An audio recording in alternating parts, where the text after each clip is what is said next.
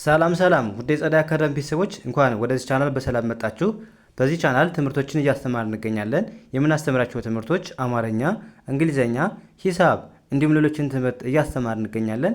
ስለዚህ ለመማር የምትፈልጉ ቤተሰቦች ቪዲዮ ላይ በማስቀምጠው ቁጥር በማንኛውም ሰዓት በመደወል መማርና መከታተል ይቻላል ማለት ነው።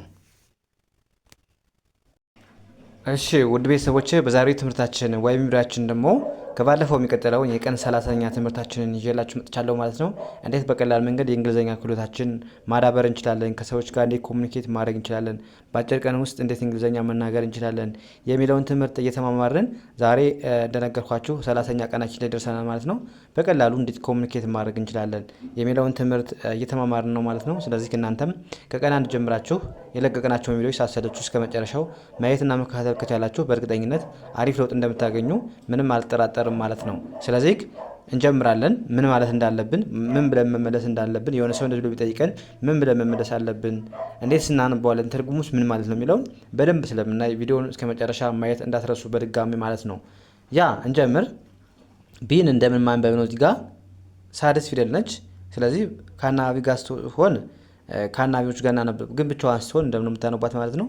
ቢ አይደለች፣ እንደ ብ ማንበብ። ሳድስ ፊደል ብ ብላችሁ ማንበብ። አር አይን እንደ ሪ ማንበብ። ሪ ኤንን እንደ ን፣ ጂን እንደ ግ።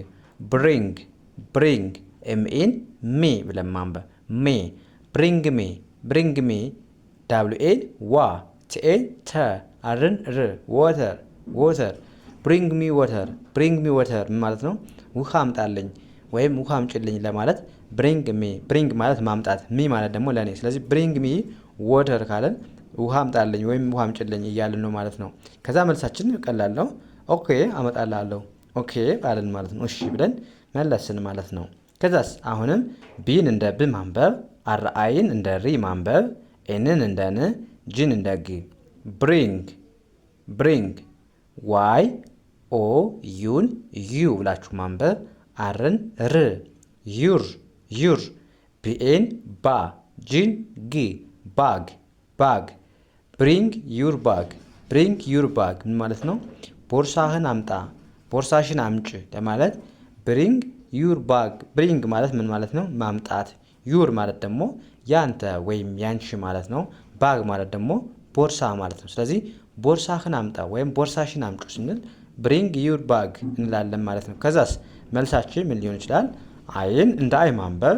አይን እንደ አይ፣ ዳብሊው አይን እንደ ዊ፣ ሁለቱንም ኤል ል ብለን ማንበብ። ዊል ዊል። ከዛስ ቢን እንደ ብ፣ አር አይን እንደ ሪ፣ ኤንን እንደ ን፣ ጂን እንደ ግ። ብሪንግ ብሪንግ። አይቲን ኤት ብለን ማንበብ። አይ ዊል ብሪንግ ኢት አይ ዊል ብሪንግ ኢት ምን ማለት ነው?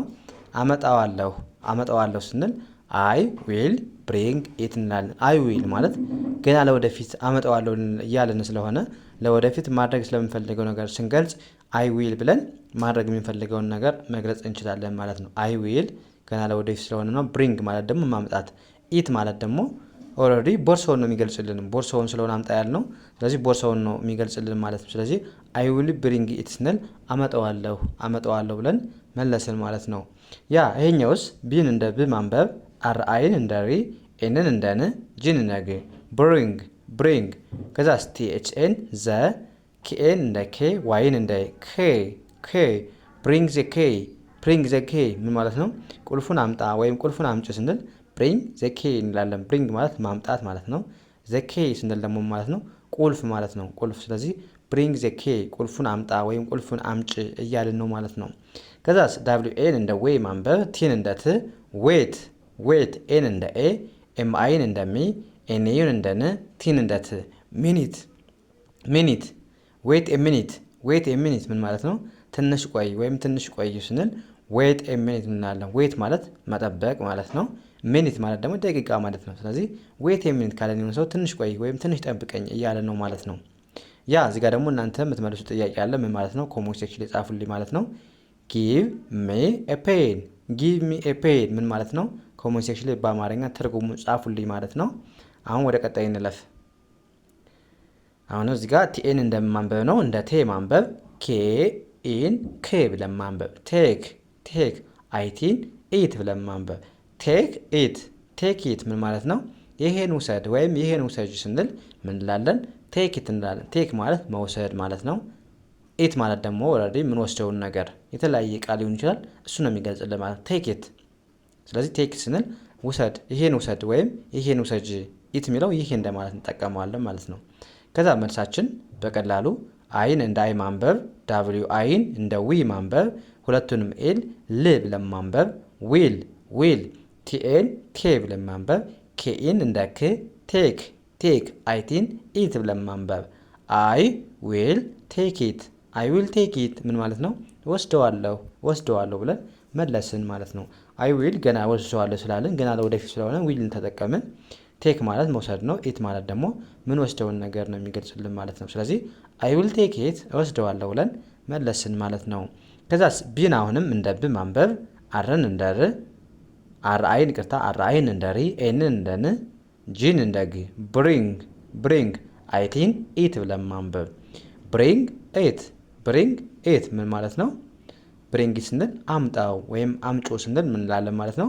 ብሪንግ ኢት እንላለን ማለት ነው። ብሪንግ ማለት ማምጣት፣ ኢት ማለት ደግሞ የሚመጣው ነገር። ስለዚህ ብሪንግ ኢት ካልን አምጣው ወይም አምጩ እያለን ነው ማለት ነው። ከዛስ መልሳችን ኦን እንደ ኦ፣ ኬኤን እንደ ኬ ባን ላይ ከዋይ ጋር ኦኬ ብለን ማንበብ። ኦኬ አይን እንደ አይ፣ ጂ አይን እንደ ጊ፣ ቪኢን እንደ ቭ፣ ጊቭ ዋይ ኦዩን ዩ ብለን ማንበብ። ኦኬ አይ ጊቭ ዩ፣ ኦኬ አይ ጊቭ ዩ ምን ማለት ነው? እሰጥሃለሁ ብለን መለስን ማለት ነው። ኦኬ እሺ አልን። አይ ጊቭ ማለት ጊቭ መስጠት ነው። ዋይ ኦዩ እሱ አንተ ወይም አንቺ። ስለዚህ አይ ጊቭ ዩ ሳልን እሰጥሃለሁ፣ እሺ እሰጥሃለሁ ወይም እሰጥሻለሁ እያልን ነው ማለት ነው። ከዛስ ጂ አይን አሁንም እንደማንበብ ነው። እንደ ጊ ማንበብ፣ ቪኢን ቭ ብለን ማንበብ፣ ጊቭ አይቲን ኢት ብለን ማንበብ፣ ቲኦን ቱ ብለን ማንበብ፣ ኤምኢን ሚ ብለን ማንበብ። ጊቭ ኢት ቱ ሚ፣ ጊቭ ኢት ቱ ሚ ምን ማለት ነው? ስጠኝ ወይም ስጭኝ ስንምላለን ጊቭ ኢት ቱ ሚ እንላለን ማለት ነው። ስጠኝ ወይም ስጭ። ጊቭ ኢት ማለት ጊቭ ማለት መስጠት አይደል? ኢት ማለት ደግሞ ኦልሬዲ የሚሰጠንን ነገር፣ ቱ ማለት ደግሞ ወደ እንደማለት ነው። እዚህ ጋር በአንድ ላይ ግን ቱ ሚ ስንል ለእኔ እያልን ነው ማለት ነው። ሚ ማለት እኔ ስለሆነ ስለዚህ ጊቭ ኢት ቱ ሚ ካለን ለእኔ ስጠኝ ወይም ስጭኝ ለማለት ጊቭ ኢት ቱ ሚ እንላለን ማለት ነው። ያ እዚህ ጋርስ ኤችኤን እንደማንበብ እንደ ሂ ማንበብ፣ አርኤን ር ብለን ማንበብ፣ ሂር ዋይ ኦዩን ዩ ብለን ማንበብ፣ ኤአርኤን አር ማንበብ ማለት ነው። ስለዚህ ሂር ዩ አር ምን ማለት ነው? እነሆ ወይም ይሄውና ለማለት ሂር ዩ አር። ሂር ማለት እዚህ ማለት ነው። ሂር ዩ ስንል ለአንተ ወይም ለአንቺ ስለሆነ ዩ አር ይሄው ወይም እነሆ ብለን ሰጠን ማለት ነው። ይሄውና ብለን ለመስጠት ሂር ዩ አር አለን ማለት ነው። እዚህ ጋር ስጠኝ ወይም ስጭኝ ይላለን። ስለዚህ ሂር ዩ አር ካልን እነሆ ወይም ይሄው እያለን ነው ማለት ነው። ያ እዚህ ጋር ደግሞ በጣም ቀላል አለ። እናንተ የምትመልሱት ጥያቄ ነው። ኮሜንት ሴክሽን ላይ ምን ማለት እንደሆነ ጻፉልኝ ማለት ነው። ምን ይላል? ቴክ ዚስ ምን ማለት ነው? በጣም ቀላል ነው። ኮሜንት ሴክሽን ላይ ጻፉልኝ ማለት ነው። እና እንደዚህ ያደርጋችሁ በቀላሉ የእንግሊዝኛ ክህሎታችሁን ማዳበር ትችላላችሁ ማለት ነው። ስለዚህ ሁሌም እንደምላችሁ ከቀን አንድ ጀምራችሁ ዛሬ እንግዲህ 30ኛ ቀን ደርሰናል። እነዚህን 30ዎቹን ቪዲዮዎች በትክክል ካያችሁ በእርግጠኝነት አሪፍ ለውጥ እንደሚኖራችሁ ምንም አልጠራጠርም ማለት ነው። እናንተ ደግሞ በደንብ ፕራክቲስ ማድረግ አለባችሁ። ፕራክቲስ ልምምድ ካደረጋችሁ እንግሊዝኛ ልምምድ ነው የሚፈልገው ማለት ነው። ስለዚህ ግን በእናንተም እዚህ ጋር ብቻ ሳይሆን እናንተም ደግሞ በራሳችሁ ጥረት ፕራክቲስ ማድረግ ይኖርባችኋል ማለት ነው። እንደዛ ካደረጋችሁ በቀላሉ እንግሊዝኛ መናገር በአጭር ቀን ውስጥ እንግሊዝኛ መናገር ትችላላችሁ ማለት ነው። ስለዚህ በዚህ መልኩ ተለማመዱ። ላለሁ የዛሬው ክላሳችን እዚህ ጋር እናበቃለን። ቀጣይ በሌላ ትምህርት እስከምንገናኝ መልካም ጊዜ ተመኙላችሁ። ሰናይ ጊዜ